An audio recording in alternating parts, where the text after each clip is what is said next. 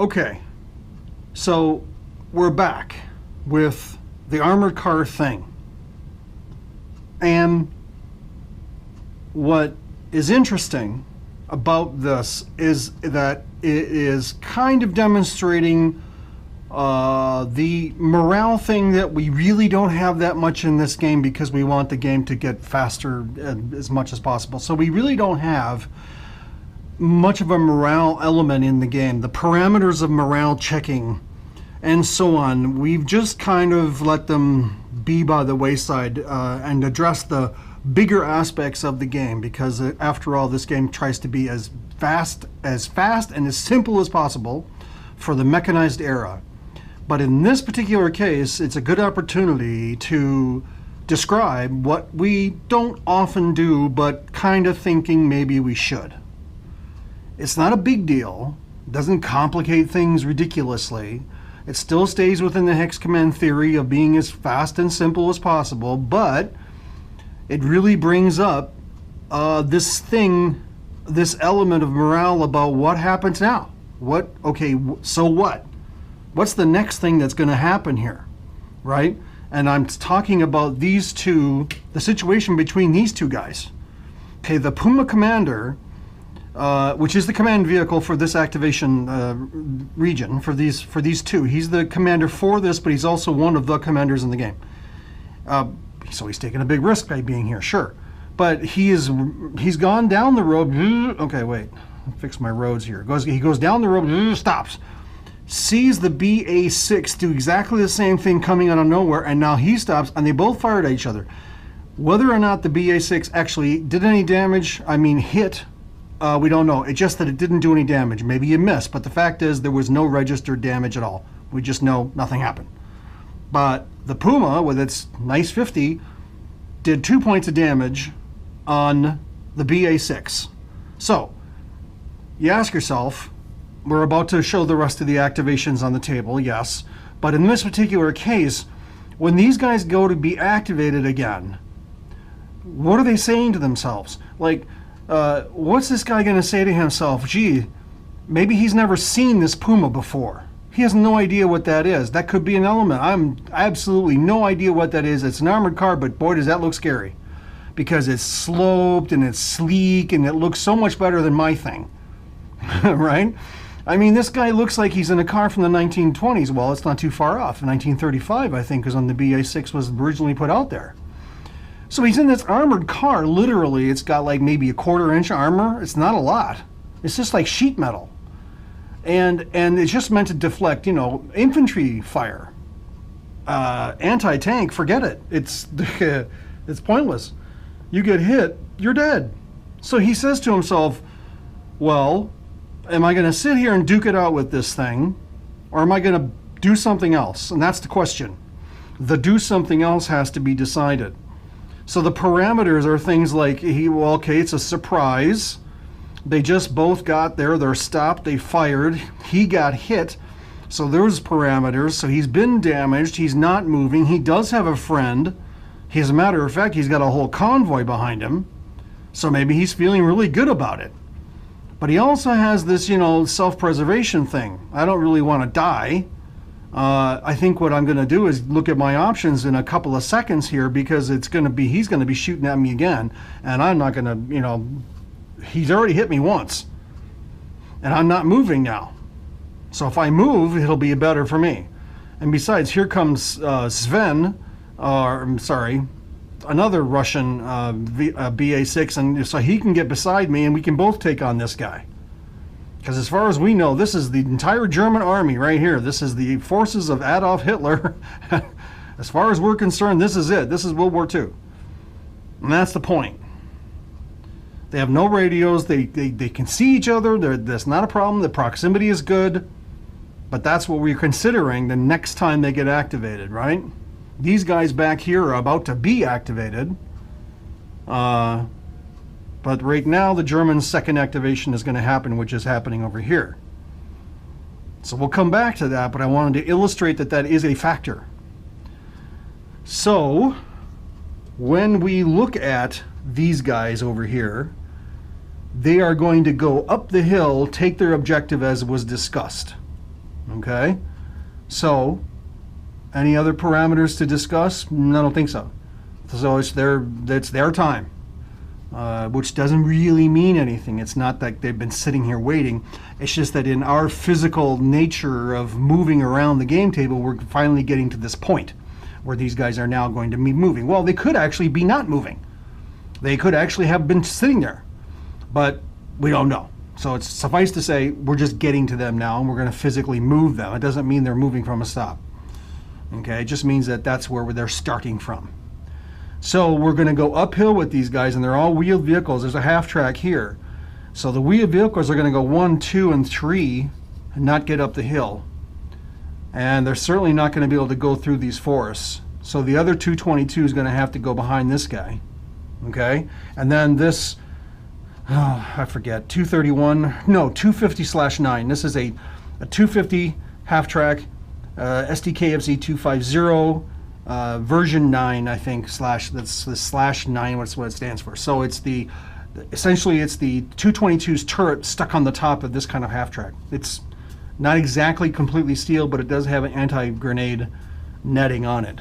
Anyway, 1, 2, and then 3. Okay. Now I just want to point out, I may have done something there that didn't really illustrate. There is no need to go and do this business of changing facing, right?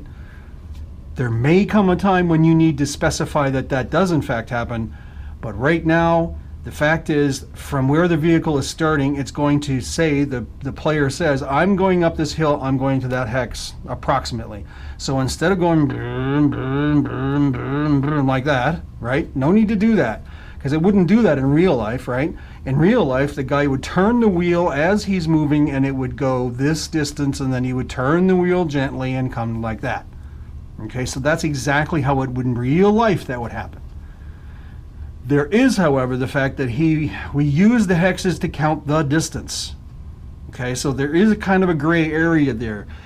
It depends. If there was going to be combat at the time when this guy is moving, then we say, okay, he has to be hit there, and then he's been turning, and then or he's been shot there, and then he turns again, okay, and he's or shot there. And the reason we do that is because there could be something shooting at him.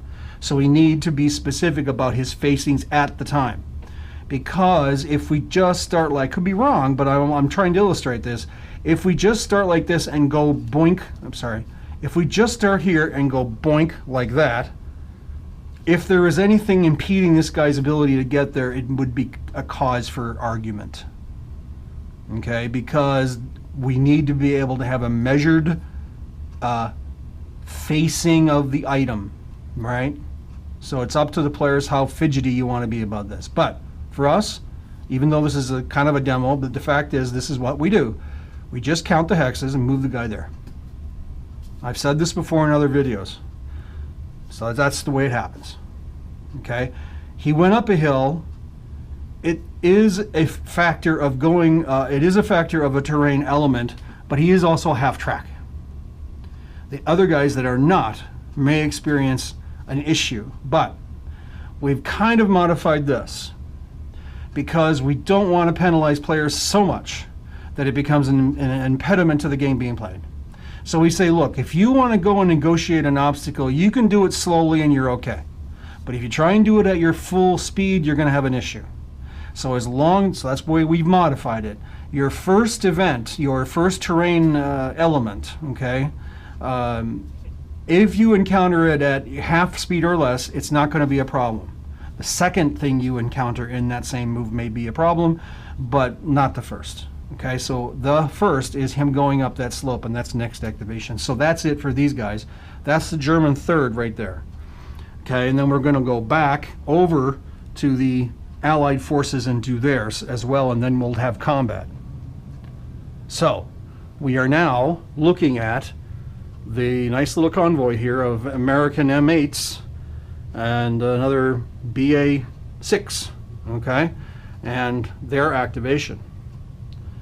So we've already done this. This is part of it. Therefore, the road is kind of blocked, isn't it? Okay, looking at this right here, the road looks a little blocked to me. What's going to happen? What have these guys been ordered to do? They've been ordered to get to the objective. Okay, there's another objective being this field up here, objective number 2 for the Soviets. Okay, they've been told that they want to get that. It's an arbitrary thing. We just wanted to have something in the middle of the table, but who knows? There could be a reason for it. But that's their objective. So how are they going to get there now with these guys in the way? They have to move us to their discretion. They know, and I guess that is the question. What do these guys actually know? Is it fair to say this guy can see the actions going on down here? I would say yes. This guy, not so much. He sees these guys he sees this guy certainly being hit, maybe not. He's not smoking. He has stopped, and he certainly does see that. He says, hey, wait, by the way, this is the commander. That's why that ticket is there, a little sticker, marker. The commander for this activation says, hey, wait, he just stopped, and so did he. Okay, something's going on. So, everybody look at me, assume the position, whatever it might be. Defense, attack, or do something. Get your guns pointing toward that way because we got some bad guys. So, determining what to do. Cornfield, right? Can wheeled vehicles move through a cornfield?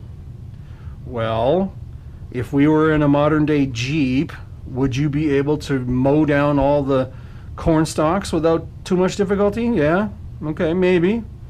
Okay, Jeep Liberty, I can see it.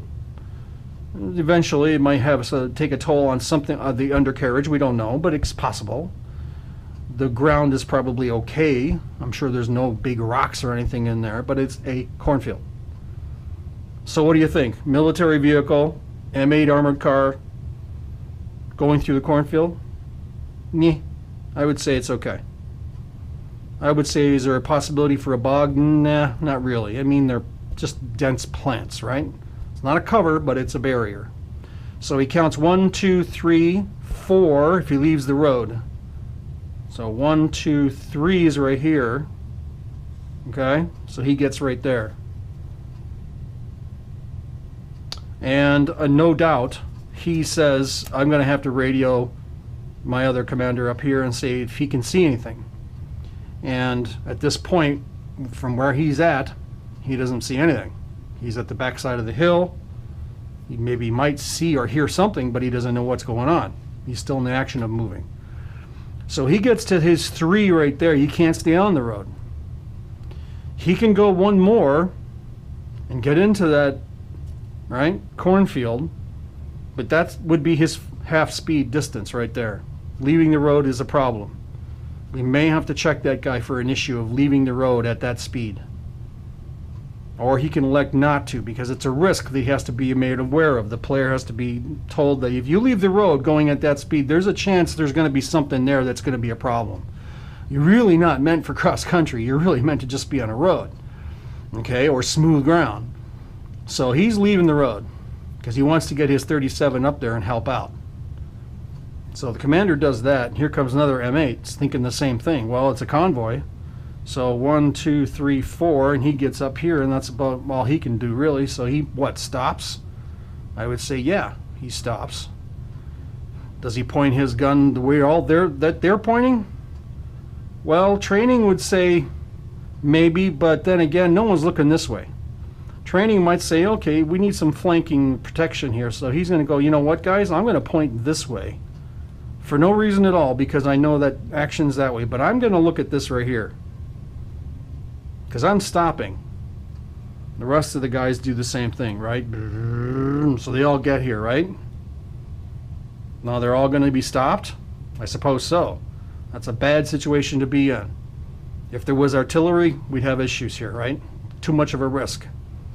But they all end up stopping, turning the turrets and whatever, thinking, okay, what? They're looking around, they're looking, what's going on? That's how we would think if we were in these vehicles. If you were in a convoy and this was happening to you, what would you do? And that's the point. I would certainly say, well, we've got enough guys looking that way. I'm going to look this way, so that justifies him. These guys, well, they're going to go, hey, what's the commander doing? He's looking over there. Well, okay, let's look over there too. But then you might say, hey, no one's looking over here. Well, that's because you knew that some of your guys came from there, maybe. Or maybe he says, hey, I'm going to look over here. Well, we don't know. We assume he's going to look at the nearest threat, which would be this little zone here, right? This is looking almost like it's already cared for. But we don't know. It's up to the player. It's the best way you can say it. And that's it. That's where we're at. That's the end. We have just the other German activation over there, and we'll do that, and that'll be the end of the segment. So this guy, what's his considerations? He can't really see anything. He's just going to continue on with his orders, which are to go to the farm in the fork in the road. So he's moving full, right? No reason to stop. Does he see the Hummer back there? Not really. I would say no because of this. Does he see anything of the enemy at all? Not from this place, no. Did he get radio communication? Well, we didn't really check that. I guess we should. See if the radio works. We're going to roll red because it's the same as a 5 or a 6. And he does. So the radio communication goes out. German says, okay, guys, we got some problems here. And he tells them what they've got. But nothing changes. He says, you don't change your, disposition. Stay with the plan. So 1, 2, 3, 4, 5, 6. Very quick, right? Very close. But they leave a gap. That's important. The gap. Think of it. You don't want to be right up on the rear end of the guy in front of you. That's just not a good idea, so leave that gap. Again, where should I look? Well, there's my objective. I'll look there.